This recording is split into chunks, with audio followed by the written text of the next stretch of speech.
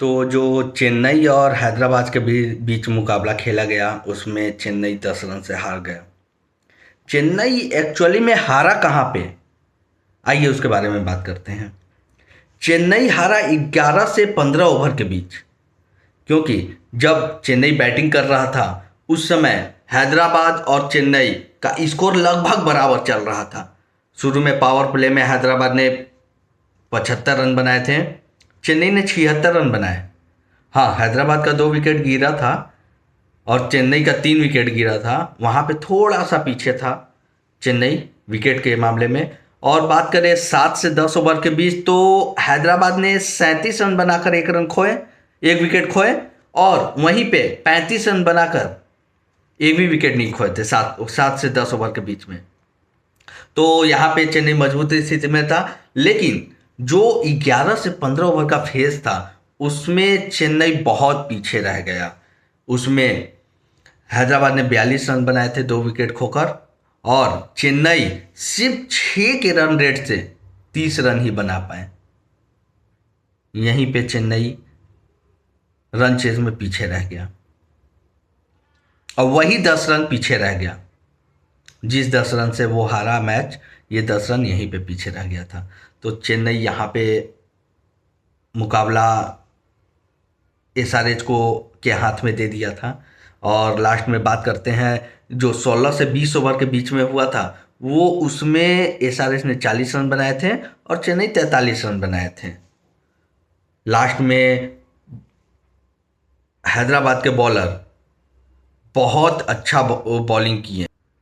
Last में जो 16 से 20 ओवर के बीच खेला गया उसमें साकिब हुसैन और मलिंगा, ये दोनों जिस लय में बॉलिंग कर रहे थे, लगातार यॉर्कर ट्राई कर रहे थे और यॉर्कर गिर भी रहा था उनका।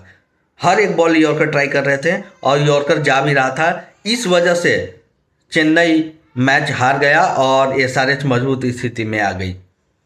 और लास्ट ओवर में चेन्नई को चाहिए था 18 रन और स्ट्राइक पे वाटन थे और कंबोज। यहाँ पे एसआरएच के कैप्टन के पास 2 ऑप्शन थे, या तो स्पिनर को भेजते जो कि शिवांग कुमार थे, या तो प्रफुल्ल हिंगे को देते। तो स्पिनर अगर जाता तो वहाँ पे रिस्क हो सकता था, और प्रफुल्ल हिंगे पिछले 3 ओवर में बहुत महंगे साबित हुए थे। 3 ओवर में 53 रन वो दे चुके थे, इसलिए रिस्क था। लेकिन फिर भी एसआरएच के कप्तान ईशान किशन ने प्रफुल्ल हिंगे पे भरोसा जताया और लास्ट ओवर उनको दिया। और जो भरोसे से ईशान किशन ने उनको बॉलिंग दिया था, वो भरोसे पे प्रफुल्ल हिंगे भी खरे उतरे और उन्होंने लास्ट ओवर में एक विकेट लेकर सिर्फ 7 रन ही दिए, जिसमें एक नो बॉल भी था। तो प्रफुल्ल हिंगे लास्ट ओवर में अच्छा कमबैक किए, जिससे एसआरएच को कॉन्फिडेंस आया कि उनको नेक्स्ट मैच में भी खिलाया जा सकता है। तो नए युवा प्लेयर हैं, प्रेशर अभी वो झेल नहीं पाएंगे उस तरीके का। लेकिन फिर भी कल जिस तरीके से वो लास्ट ओवर बॉलिंग किए, उस तरीके से ऐसा लगा कि हाँ, वो बड़े मैच के भी प्लेयर बन सकते हैं और प्रेशर भी झेल सकते हैं। तो ओवरऑल कल का मैच बहुत अच्छा रहा। और बात करते हैं सबसे पहले एसआरएच की बैटिंग का। तो एसआरएच के बैटिंग में एक कैच ड्रॉप हुआ था जब अभिषेक शर्मा ने ताबड़तोड़ बल्लेबाजी शुरू की थी। तो वो कैच शिवम दुबे ने वो कैच ड्रॉप किया था। उसके बाद सिर्फ 15 बॉल में अभिषेक शर्मा ताबड़तोड़ 50 रन बनाए। वो भी उनका एक रिकॉर्ड रह गया। और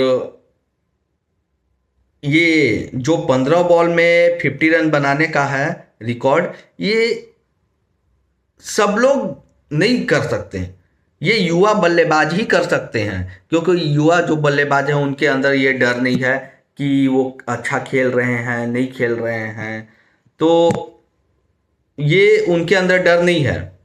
वो आते हैं, हर एक बॉल पे हिट लगाते हैं, हर एक बॉल पे। कोई भी बल्लेबाज हर एक बॉल पे हिट नहीं लगा सकता। ये कारनामा सिर्फ अभिषेक शर्मा और सूर्यवंशी ही कर सकते हैं, जो हमेशा करते हैं अपने टीम के लिए। अगर बात करें अंशुल कंबोज का, तो अंशुल कंबोज ने इस मुकाबले में 3 विकेट लिया, लेकिन मुझे ये नहीं समझ में आया कि कप्तान ने उनको सिर्फ इतना अच्छा वो बॉलिंग कर रहे थे, 3 ओवर ही क्यों फेंकवाया। कहीं ना कहीं कुछ कप्तानी को भी लेके सवाल खड़ा हो सकता है कि जब वो अच्छा कंबोज बॉल कर रहे थे तो उनको 3 ओवर ही क्यों फेंकवाया गया। उनको और भी बॉलिंग फेंकवा सकते थे। उसी तरीके से मुकेश चौधरी भी कल 2 ओवर भी फेंके, 21 रन दिए और 2 बहुत महत्वपूर्ण विकेट लिए। टॉप ऑर्डर के बैट्समैन को उन्होंने लगातार 2 बॉल पे 2 विकेट लिया। सबसे पहले हेड को आउट किए और उसके बाद नेक्स्ट बैट्समैन आए ईशान किशन, और ईशान किशन को भी आते के साथ उन्होंने ऋतुराज गायकवाड़ के हाथ में कैच दिलवाए और वो भी आउट हो गए। तो कहीं ना कहीं मुकेश चौधरी कल पहला मुकाबला भी खेल रहे थे, तो उन्होंने भी बहुत अच्छा बॉलिंग किया। सिर्फ 21 रन ही दिए 2 ओवर में और 2 विकेट भी लिए, जो कि बहुत महत्वपूर्ण विकेट था। तो कप्तानी में सिर्फ मुकेश चौधरी को सिर्फ 2 ओवर फेंकवाना और अंशुल कंबोज को 3 ओवर से चौथा ओवर नहीं फेंकवाना। ओवर्टन भी कल उन्होंने भी 3 विकेट लिया, अंशुल कंबोज ने भी 3 विकेट लिया। ओवर्टन ने टोटल 4 ओवर फेंका और 37 रन दिया। तो ओवरऑल ओवर्टन का परफॉर्मेंस बहुत अच्छा था कल। वो बैटिंग में भी जूझ रहे थे, लास्ट उनके ऊपर ही पूरा सीएसके निर्भर था, बट वो कुछ कर नहीं पाए। थोड़ा डिस्कशन करना बनता है आयुष मैत्रे पे भी। आयुष मैत्रे जो कि कल बहुत अच्छा बल्लेबाजी कर रहे थे। आयुष मैत्रे कल बहुत अच्छा बल्लेबाजी, लेकिन उनके पैर में खिंचाव के कारण वो आउट हो गए। आयुष मैत्रे को रिटायर्ड हर्ट हो जाना चाहिए था। जिस समय उनको पैर में प्रॉब्लम आया उस समय वो 12 बॉल में 30 रन बनाकर खेल रहे थे। 12 बॉल में 30 रन बनाकर खेल रहे थे, बहुत अच्छा स्ट्राइक रेट था और उनके पैर में खिंचाव आया तो उस समय उनको रिटायर हर्ट हो जाना चाहिए था। यहाँ पे एक भूल हुई सीएसके से, क्योंकि जब वो 12 बॉल में 30 रन बनाकर खेल रहे थे, उसके बाद 13वें बॉल पे वो आउट हो गए। अपने पैर के दर्द की वजह से वो अच्छा शॉट नहीं क्लियर कर पाए और वो आउट हो गए। तो कहीं ना कहीं ये भी एक कमी हुआ सीएसके में, क्योंकि अगर आयुष मैत्रे उस समय रिटायर हर्ट होते, बाद में जिस समय अंशुल कंबोज आए थे बैटिंग करने, अगर उस समय आयुष मैत्रे आते तो शायद ये मैच सीएसके जीत चुकी होती। बट आयुष मैत्रे ने उस समय रिटायर्ड हर्ट होने का डिसीजन नहीं लिया, क्योंकि उस समय कप्तान से भी डिस्कशन कर रहे थे कि क्या करना चाहिए।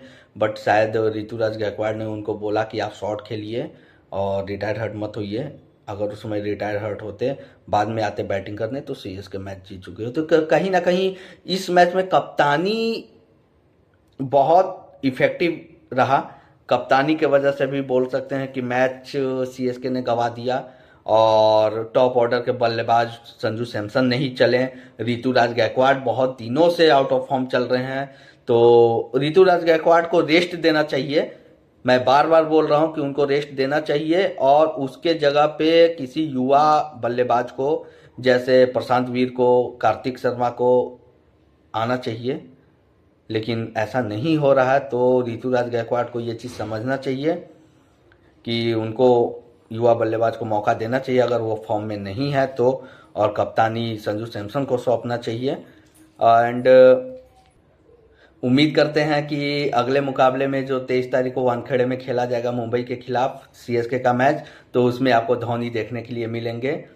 तो उम्मीद है धोनी दिखेंगे और ग्राउंड पूरा येलो दिखेगा, ये भी उम्मीद है। तो देखते हैं क्या होता है आगे। तब तक के लिए धन्यवाद।